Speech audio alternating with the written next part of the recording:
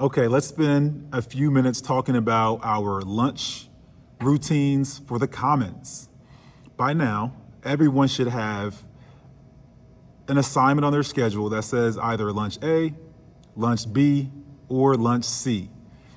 It is imperative that you respect that assignment and only go to lunch during your assigned scheduled time. We have restrictions regarding capacity in the Commons that we have to honor. We have preparations from our Child Nutrition Services staff as far as how many meals, approximate meals will be ready on each lunch assignment, each lunch bell. And so if there's any deviations from a lunch assignment, it could really compromise our safety as far as capacity, and it could compromise our CNS, Child Nutrition Services staff, ability to be proactive in how they've prepared lunch for each and every one of you. So please honor the assignment that is on your schedule regarding lunch.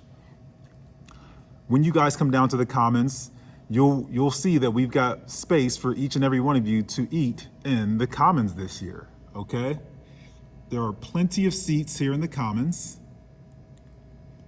and we want to ensure that everyone remains in the Commons during their lunch bell.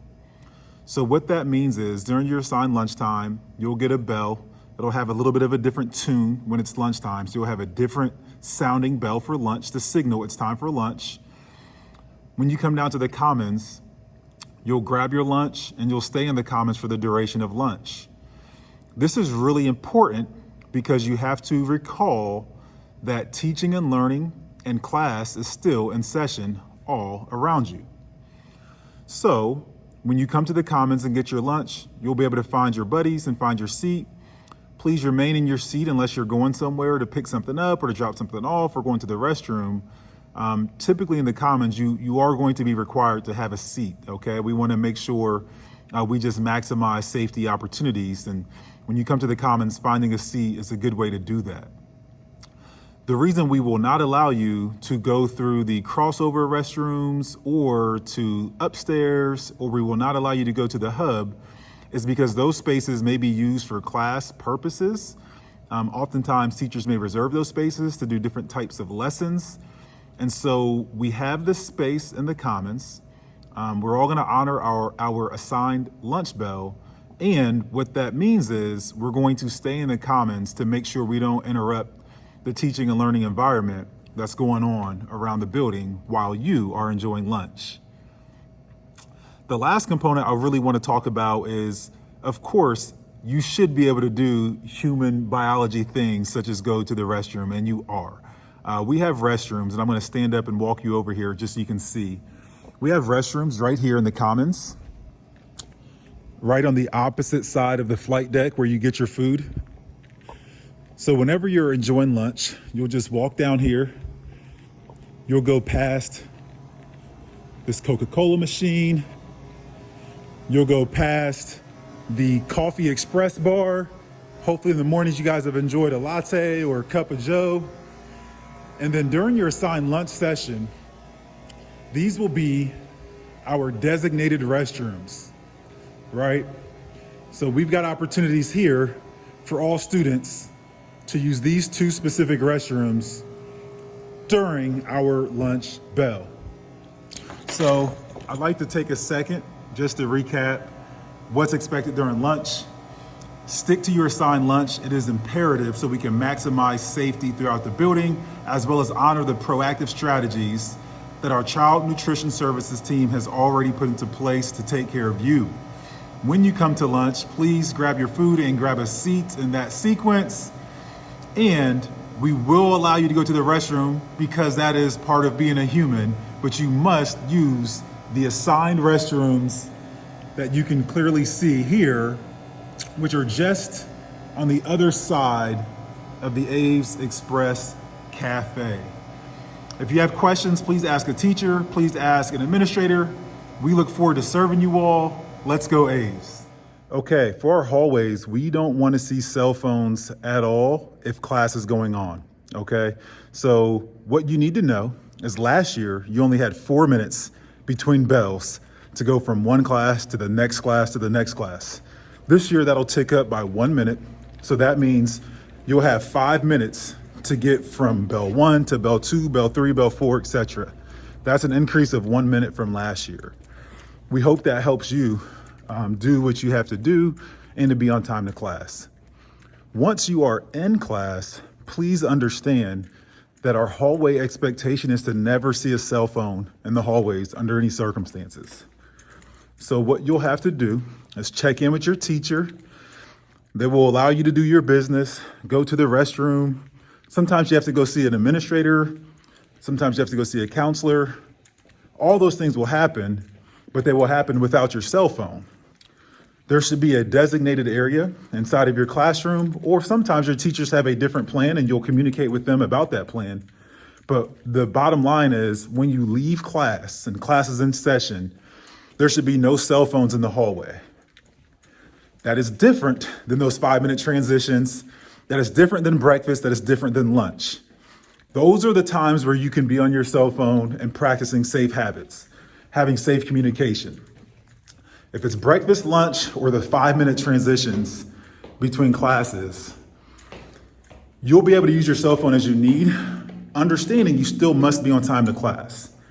If you are in class and class is in session and you ask to leave class, we want to make sure our hallway stays safe and we want to minimize the amount of time our scholars are out of the class. Those are really the two driving reasons why you will not be able to take your cell phone into any hallway during any instructional time, during any point this school year. Thank you. Again, when you are in class and class is in session and you raise your hand or you go talk to your teacher and say, I have to leave class for any reason at all, they are most likely going to work with you. What you need to be aware of and what you have to honor so you can be respectful to our school expectations and be a responsible student is during class session, you will have to leave your cell phone behind. That does not mean your cell phone will be damaged or harmed or messed with. There will be a safe designated area in all of our classrooms for you to leave your cell phone behind. Now, understand that this should only take 2 minutes or 3 minutes for you to hopefully go do your business and come right back, or to go schedule an appointment and come right back. But the expectation hopefully is clear.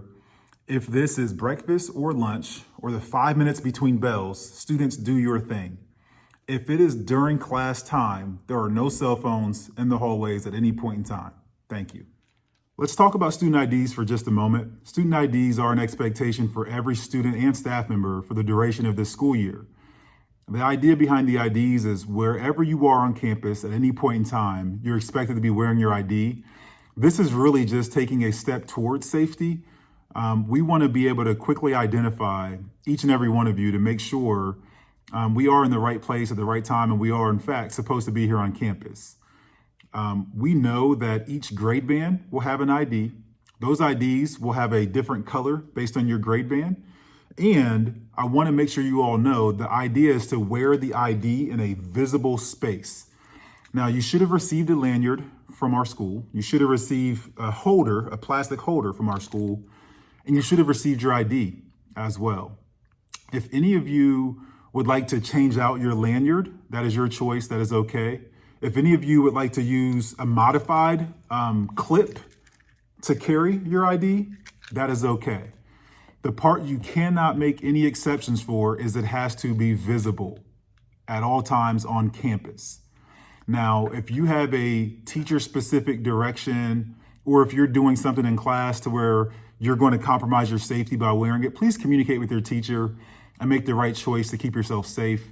There could be times in maybe phys ed class, there could be times in woodworking class, there could be times in cooking where things are a little bit different. So you need to communicate with your teacher. Just understand that the baseline expectation is that this ID is visible on your person, on your body at all times while you are here on campus. Please know that if you had a photo that you don't love, we can make an adjustment maybe for next year. For this year, there will be no adjustments for I just don't like my photo. That will not be an allowable reason to get a new ID. If there are other exceptions that you're curious about, please see your counselor or administrator, and we'll be happy to work with you. Over the next few weeks, we have our staff getting trained on how to make and print IDs right here in our building. That'll likely take place here later in September, and we'll take care of the list of students that we've already communicated with. But I just want you guys to understand your ID must be visible. We are not printing new IDs simply for new photos. So please note that. Okay, that's a lot of information. We've covered lunch, we've covered hallways, and now we've covered IDs. Please check your email and complete the form that says you received this information from your school administrator regarding lunch, hallways, cell phones, and student IDs. Let's have a great school year. Let's be proactive. Let's be safe. Let's be responsible. And certainly let's have some fun alongside of all that. Go Aves.